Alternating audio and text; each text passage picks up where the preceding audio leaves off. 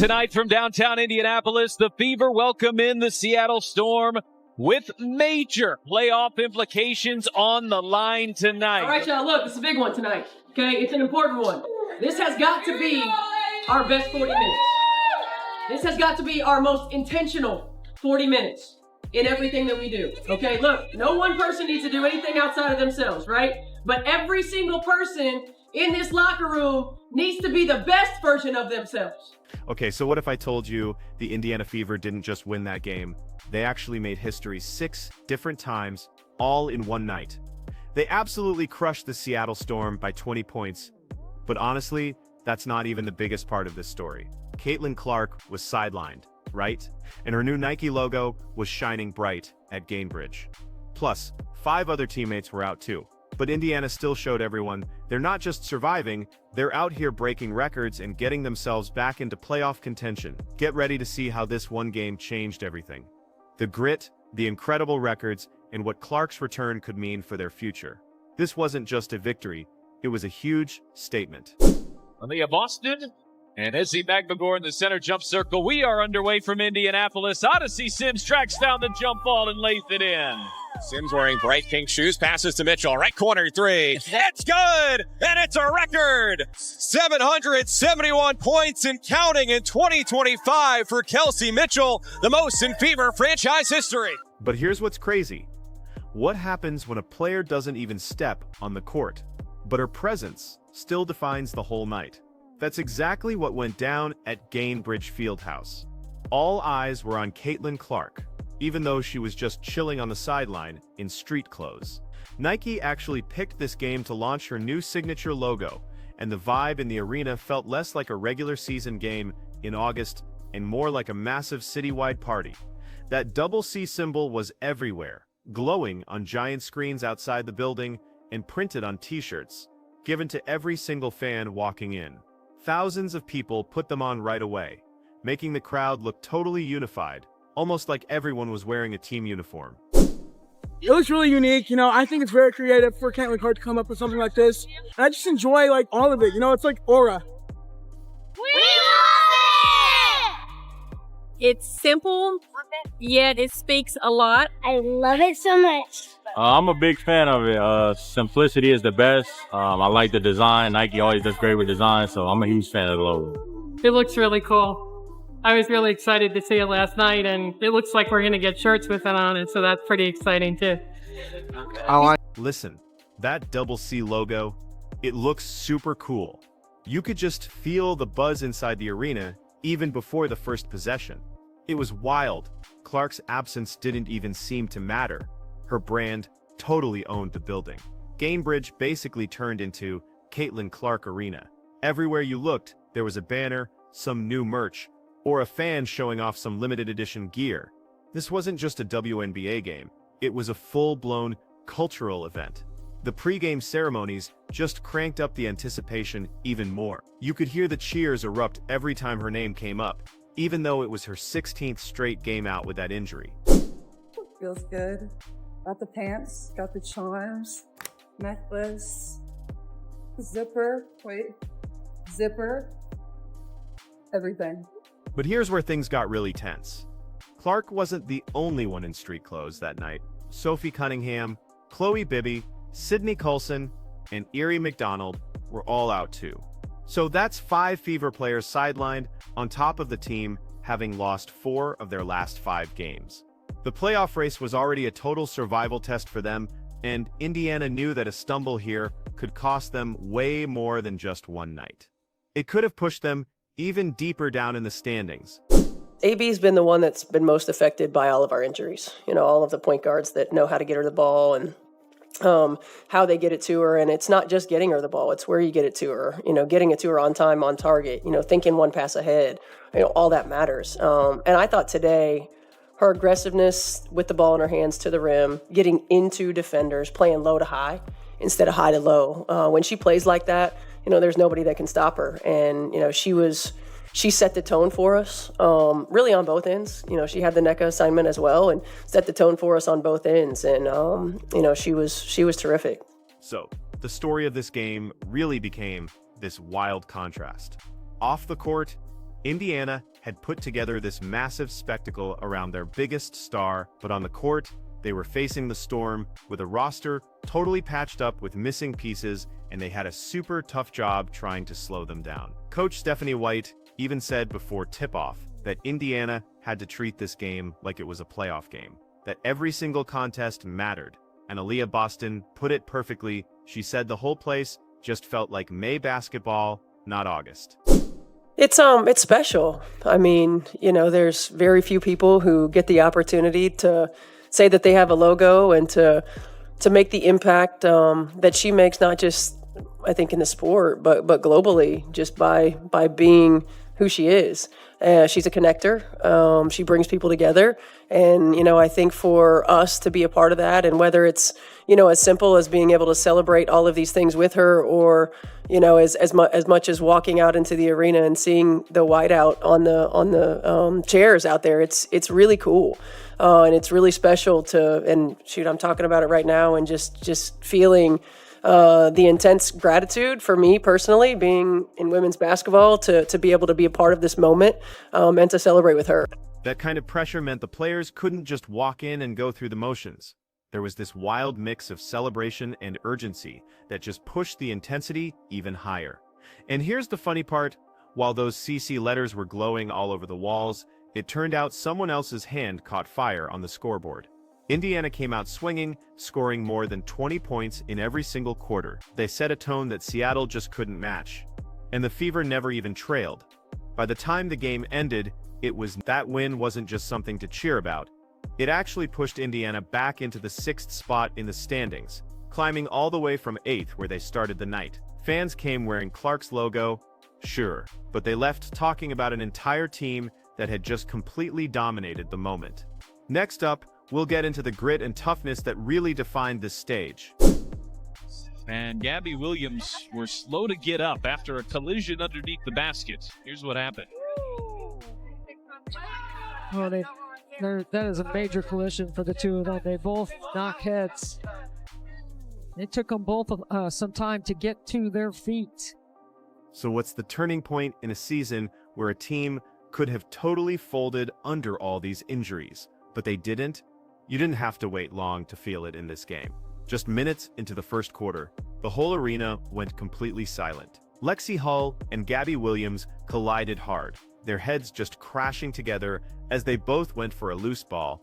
That sound echoed, and then everyone saw it. Hull walking off with this massive knot already forming on her forehead. The crowd gasped, and all that earlier celebration instantly turned into worried quiet. With 5 teammates already out, the thought of losing Hull in that moment just felt absolutely crushing. Lexi Hull gets hit in the head there at the beginning of the game, comes back in. If you could just speak to her toughness and what it meant seeing her fight through what sure was not very pleasant. I feel like Lexi's a definition of tough. Yes. I think when you just think of her as a player, the way that she hustles, she likes to get loose balls, extra offensive possessions. That's what she does. I mean, she got hit, she came back and just continued to contribute again, was a pest on defense, just making her presence felt, offensive rebounds, and that's just who Lexi is. So. But get this, not even 10 minutes later, the place just absolutely exploded again. Hull checked back into the game, the swelling still super clear on her face, and instantly, the energy just flipped. Her toughness really set the tone for everyone. After the game, Aaliyah Boston said, "It plain and simple." Hull is the definition of tough, and you could absolutely see why. Coach Stephanie White even went further, calling the hit disgusting, but Hull just shrugged it off herself, downplaying the injury, and even laughing later when she said everyone told her she looked beautiful with the lump. That willingness to just keep going really resonated, and it gave the Fever something huge to rally behind.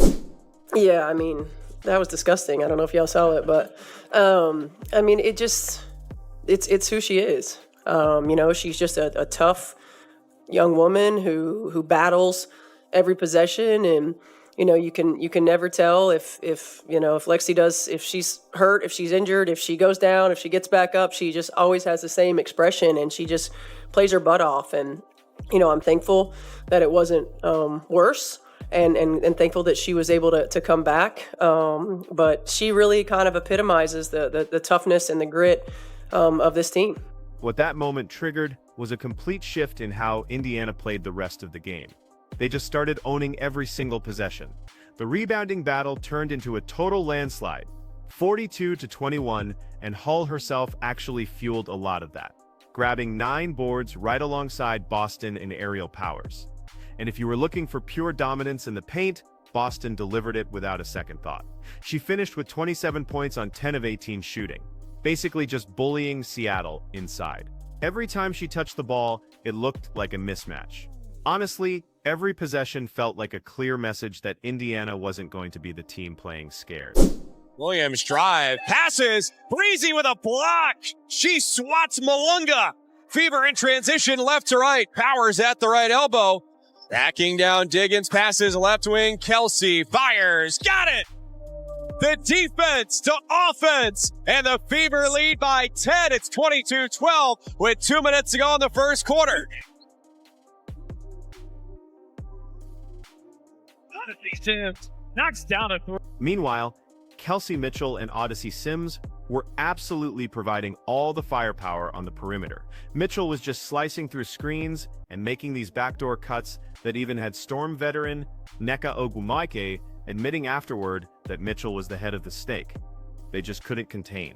Sims also made a huge statement of her own, not just with her 22 points, but with this wild contested bank shot from almost 35 feet out, the kind of play that just makes a crowd lose its mind. Together, Boston, Mitchell, and Sims turned the Fever into an unstoppable force, with each of them cracking 20-plus points while putting constant pressure on Seattle at both ends of the court. Kelsey pick and roll, and TD lays it in. Lexi left wing, rise and fire. Yes! Howard skip pass, AB, watch 3 right side. Fuck it. Mitchell sees 2. There's Boston. Front roll into the paint. They didn't get a good look, and it's Boston to Mitchell. That wraps up the first half. The Fever lead the Storm 50-39. And here's the really rare part about all this. This wasn't just a hot half or a single big run.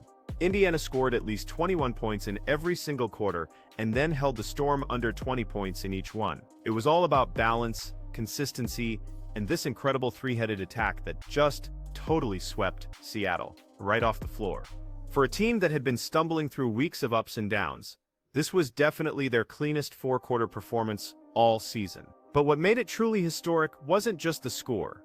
Hidden inside this victory were individual performances that absolutely shattered the Fever record books, and honestly, the list ended up being way longer than anyone expected. Boston gets the bounce. And it's Howard to Boston.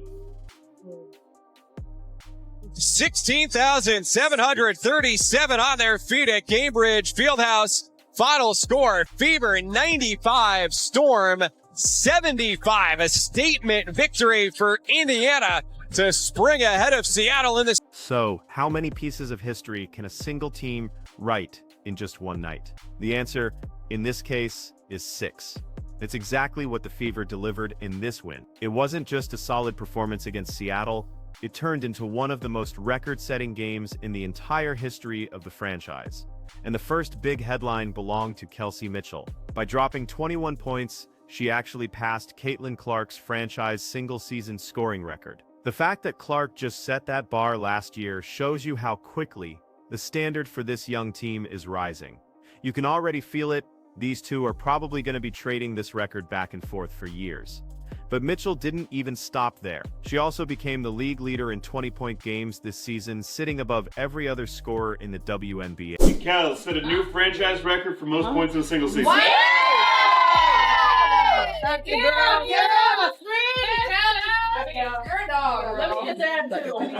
As Agumake gets it to go. Mitchell, quick trigger, and hits. Unguardable. No one can guard. But here's the really fascinating part about all this. While it might sound like Mitchell is overshadowing Clark, it's actually building the future for what's coming next. Imagine Clark healthy again later, with Mitchell still climbing and hitting her stride. That combined scoring punch between them is probably going to shape the identity of this franchise for the next decade. It's going to be something special to watch. Sykes doing a good job of stuffing that backdoor cut, but it just sets up the screen and roll. It's all Kelsey Mitchell. The subtle things, the amount of attention. Aaliyah Boston definitely wasn't about to leave her fingerprints off the history books either. Boston hit 1,000 career rebounds, becoming only the second youngest player in league history to do it. The only player who was younger was Tina Charles, which puts Boston in some seriously select company. That's the kind of milestone that just screams greatness arriving early. Beyond just the raw number, it really shows you how incredibly efficient she is every single game. She's not just stacking stats, she's already one of the biggest anchors for her team's energy and their defensive backbone. AB, 1,000th career rebound. Fastest player in Fever history to do so. Thanks, ladies. And good hands there by Aaliyah. Boston just wrestles it away from Agumake, and here is Mitchell. Usually you'd have a 2-for-1 right here if you had Caitlin Clark on the floor, but without Caitlin Clark, you really need to get a good look. They do get a good look, and it's Boston to Mitchell. Here is Boston going at the rookie. Boston using her strength to get to the rim. That 1-4 dribble puts the shot blocker in. And as if that wasn't enough, she actually added a second huge milestone. Boston became the second fastest WNBA player ever to reach 1,000 rebounds and 350 assists, only behind Candace Parker. Just think about how much weight that carries. Two names, Boston and Parker, alone in that incredible category. It really speaks to her versatility, to how she perfectly blends incredible vision and passing with her absolute dominance inside the paint. It's just a really good job. That's what I'm talking about. An extra dribble to get Malanga inside the cylinder of the rim. It's been a strong start to the third quarter here for Indiana. An 11-point lead has grown to 16, and Boston adding to it, and one and a foul. Screen and roll, and a good seal. I say this. Meanwhile, Odyssey Sims really showed why her addition to the team has been so much more than just depth. She actually became the second fastest player in franchise history to hit 50 points and 25 assists. The only one who did it faster, that would be Caitlin Clark. So that puts Sims right in the conversation with the Fever's franchise player, and it really shows you that she's been an immediate difference maker, especially with Clark out. Aaliyah Boston and Izzy Magbagor in the center jump circle. We are underway from Indianapolis. Odyssey Sims tracks down the jump ball and lays it in. Here is Sims, one of those newcomers, slicing through the defense and gets to the rim. I love the vertical game of the Fever right now. In this building, 2007, finished third all-time points scored. IHSA basketball history on the girls' side as Odyssey Sims knocks down a three. And then came one more incredible layer of history. Boston, Mitchell, and Sims all scored 20 or more points. And get this, each of them did it in under 30 minutes. That's so rare, it's only happened 6 times in league history. This isn't a team known for just scraping together wins. Here they were, truly flexing their offensive depth.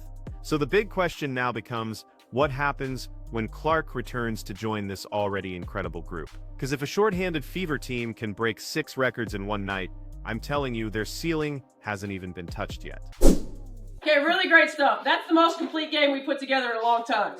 We made more free throws than they attempted. Yo, hey, that is a difference maker for us, and that will be a difference maker for us. 22 assists on 36 made field goals. Total team effort. AB, 1,000th career rebound. Fastest player in Fever history to do so. Thanks, ladies. And Kels set a new franchise record for most points in a single season.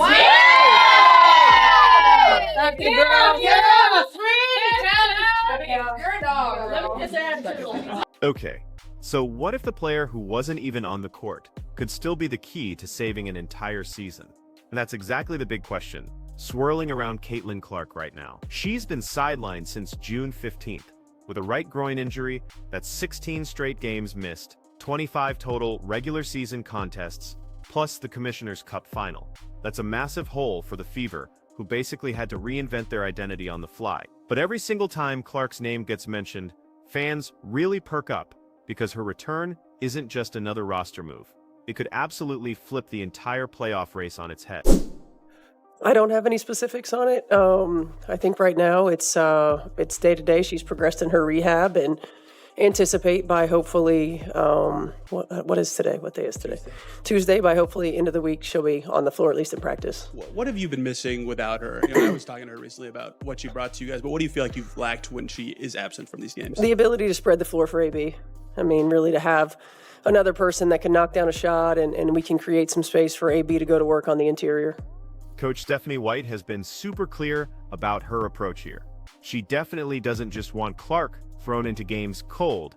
Coach said she needs to see her back in full, live practice, not just building endurance, but really handling contact across all 94 feet of the court. That's the bar, because the team isn't thinking about a scattered return. They're actually weighing whether Clark can physically take every bump, every push, and do it for playoff-level minutes. And trust me, the clock is seriously ticking.